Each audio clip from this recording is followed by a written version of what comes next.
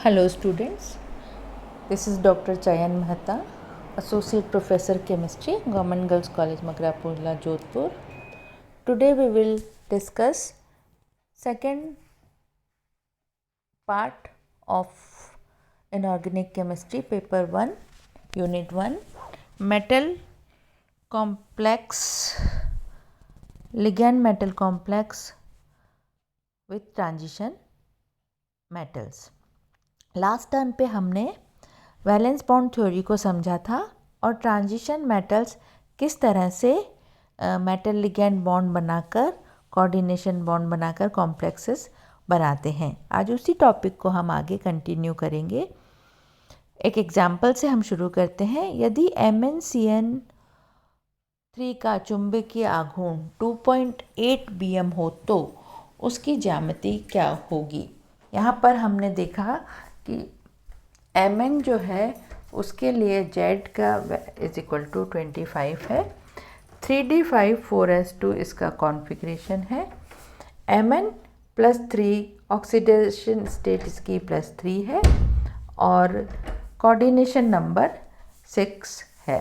Mu is equal to n की value हम यहाँ पर 4 रखेंगे और हम इसका म्यू का वैल्यू निकालेंगे तो वो 4.9 bm हमको प्राप्त होता है। जबकि कॉम्प्लेक्स आयन MnCN6-3 का चुंबकीय आघूर्ण 2.8 है, जो स्पष्ट करता है कि कॉम्प्लेक्स में 2 अयुग्मित इलेक्ट्रॉन हैं। अतः संकुल बनने के इलेक्ट्रॉन का युग्मन हुआ है। यहाँ पर हमने देखा Mn+3 की मूल अवस्था में 3d/4 इलेक्ट्रॉन है और इसकी D2sp3 की संकरित अवस्था में यहाँ से एक इलेक्ट्रॉन इधर आ गया, 2 एम्प्टी हमको ऑर्बिटल मिल गए, लेकिन फिर भी इसके पास अभी 2 अनपेयर्ड इलेक्ट्रॉन हैं जो इसके चुंबकीय आघूर्ण को दर्शाते हैं।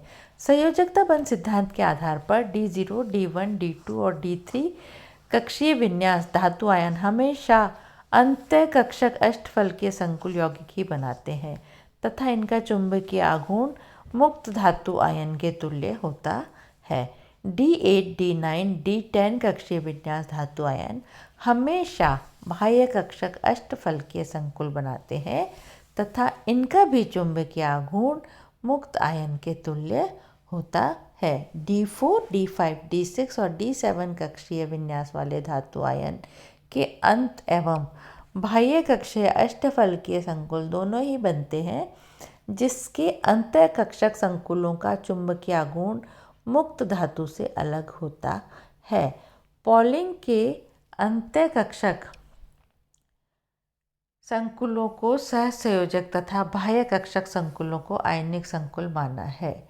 नायहोम ने अंतः कक्षक संकुलों को चक्रण युग्मित को बाह्य कक्षक संकुलों को चक्रण मुक्त नामकरण किया, जबकि आर्नल ने इन्हें निम्न चक्रण तथा उच्च चक्रण संकुल बताया। हम दूसरा एग्जाम्पल, जो अभी तक हमने ऑक्टाहेड्रल स्ट्रक्चर पढ़ा था, अब हम कॉम्प्लेक्स देखते हैं टेट्राहेड्रल स्ट्रक्चर पे। चतुष्फल के जटिल यौगिक sp3 जिनका संकरण होता है अष्टफल के जटिल यौगिकों की अपेक्षा चतुष्फल के जटिल यौगिक कम स्थायी होते हैं। सामान्यतः चतुष्फल के जटिल यौगिकों का निर्माण उस दशा में होता है जब T2G व Eg कक्षक रिक्त, अर्धरिक्त या पूर्ण रूप से भरे हुए होते हैं। उदाहरणार्थ टाइटेनियम क्लोराइड, मैंगनीज क्लोराइड और जिंक अमोनियम आदि में उपस्थित धातु आयनों में डी कक्षक का क्रमशः रिक्त, अर्धपूर्ण या पूर्ण पूरित होते हैं। यहाँ पे हम टाइटेनियम का देखते हैं एग्जाम्पल +2 का, तो इसमें पूरा डी कक्षक रिक्त है। तो यहाँ पर टाइटेनियम क्लोराइड जब हम बना रहे हैं sp3 हम संकरण कर रहे हैं, लेकिन डी कक्षक यहाँ पर पूरा रिक्त है क्योंकि T2G और Eg दो कक्षक रिक्त एवं सममित है, अतः जटिल यौगिक स्थायी और अविकृत होगा। इसी प्रकार हम दूसरा एग्जाम्पल देखते हैं कि Mn परमाणु का इलेक्ट्रॉनिक विन्यास में हाफ फिल्ड ऑर्बिटल है, ये पूरा D हाफ फिल्ड है। यहाँ पर +2 बनता है ये S के इलेक्ट्रॉन निकल के, तो यहाँ पे चारों से इनसे sp3 संकरण बन जाता है। 5 अयुग्मित इलेक्ट्रॉन यहाँ पर उपस्थित है। तो ये क्या करते हैं कि उक्त संकर यौगिक में समस्थायी एवं अनुचुंबकीय गुण को दर्शाते हैं। चतुष्फलकीय जटिल यौगिकों का चुंबकीय आघूर्ण का मान मुक्त धातु आयन के बराबर होता है। उपयुक्त उदाहरण में Mn+2 आयन एवं MnCl4 आयन का चुंबकीय आघूर्ण एक समान है 5.9 bm। अतः ऐसी स्थिति में 3D में उपस्थित इलेक्ट्रॉन के युग्मन नहीं होता और बाह्य संयोजी कोश 4s एवं 4p कक्षकों का द्वारा sp3 संकरण होकर प्रदर्शित होकर संकुल आयन चतुष्फलकीय ज्यामिति ग्रहण करता है। धातु आयन के पूर्ण रूप से भरे T2g और Eg कक्षक चतुष्फलकीय जटिल बनाते हैं। क्योंकि D कक्षक पूर्ण भरे इसलिए संकरण में भाग नहीं ले सकते।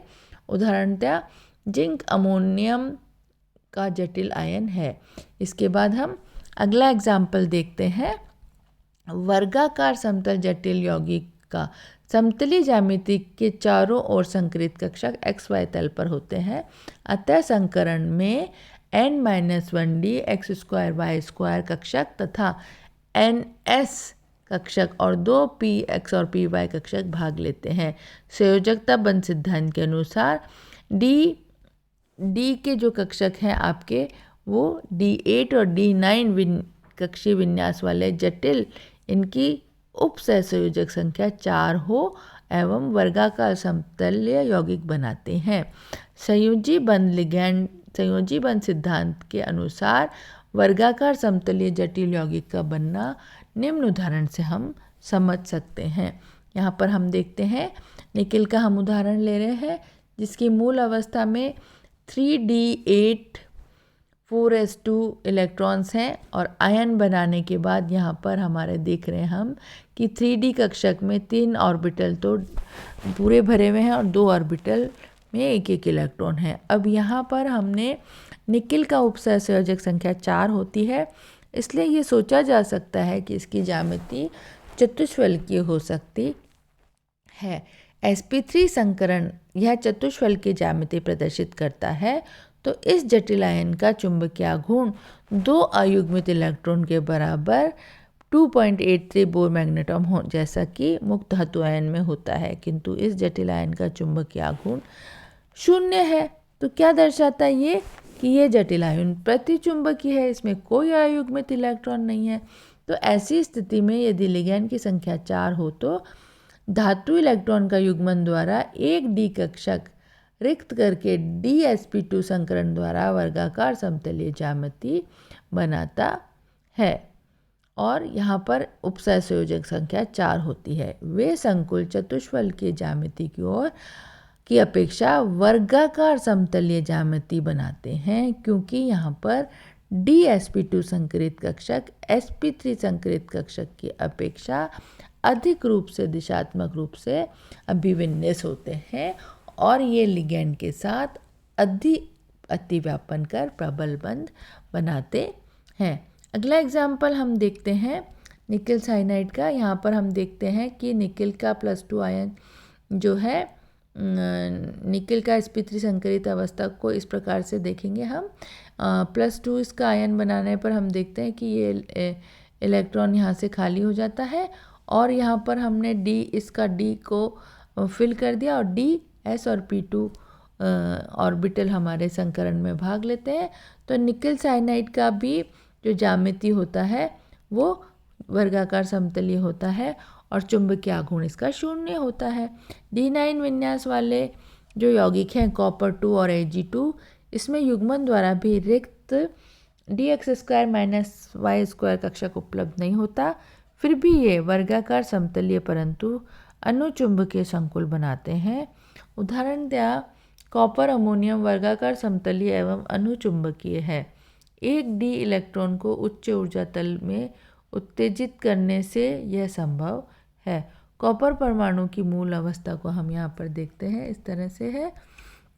ये कॉपर परमाणु की मूल अवस्था है। कॉपर आयन का विन्यास जो है वो यहाँ पर इस तरह से है, प्लस यहाँ पर 4s से इलेक्ट्रॉन निकल गए और कॉपर अमोनियम आयन जो है sp4 संकरित है, sp3 संकरित है ये यहाँ पर हमको sp3 संकरित चतुष्फलकीय दिखता है और कॉपर अमोनियम आयन जो है इसका dsp2 संकरण इस तरह से हमको दिखाई देता है। वर्गाकार समतलीय उपयुक्त मुक्त धातु आयन एक जटिल यौगिक में अयुग्मित इलेक्ट्रॉन की संख्या 1 है, अतः दोनों में चुंबकीय आघूर्ण का मान भी समान होना चाहिए और यौगिक की आकृति चतुष्फलकीय होनी चाहिए। लेकिन यहाँ पर हम देखते हैं कि इसकी आकृति जो है वो वर्गाकार समतलीय होती है। तो इसी प्रकार से हम संक्रमण धातु संकुलों में धातु लिगैंड के बंधन जो है उनके डी ऑर्बिटल किस तरह से उपयोग होकर कितने धातुओं के लिगैंड उनसे जुड़ते हैं और कितने कक्षक उनमें हमको खाली मिलते हैं और किस तरह से वो स्थायी संरचना बनाते हैं, इसी तरह से हम इस टॉपिक को आगे नेक्स्ट क्लास में कंटिन्यू करेंगे।